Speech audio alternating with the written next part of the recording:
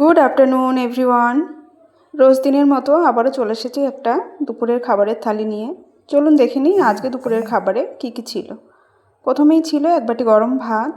আজকে বানিয়েছিলাম ভেন্ডি ভাজা। অনেক দিন বাদে একটুখানি ভেন্ডি ভাজা বানিয়েছিলাম, খুবই সামান্য, ওর মধ্যে না একটু পেঁয়াজও দিয়েছিলাম। আর আজকে বানিয়েছিলাম ডাল সেদ্ধ। অনেক দিন বাদে আজকে ডাল সেদ্ধ বানিয়েছি। প্রথমে ভেবেছিলাম ডাল বানাবো শুধুই, কিন্তু মনে হলো থাক, ডাল তো খাওয়াই হয়, অনেক দিন ডাল সেদ্ধ খাই না। তো আজকে বানিয়েছিলাম ডাল সেদ্ধ। গরম ভাতে কিন্তু ডাল সেদ্ধ খেতে আমার ভীষণ ভালো লাগে। আর আজকে বানিয়েছিলাম পাবদা মাছের ঝাল।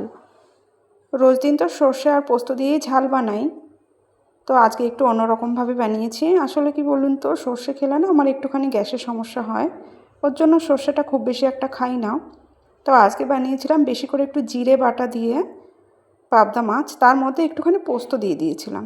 খেতে কিন্তু বেশ ভালো হয়েছিল। এভাবেও কিন্তু পাবদা মাছ বেশ ভালো হয় খেতে। আজকে দুপুরের আয়োজন ছিল ভীষণই সিম্পল। কেমন লাগলো আপনাদের কমেন্টে কিন্তু জানাবেন।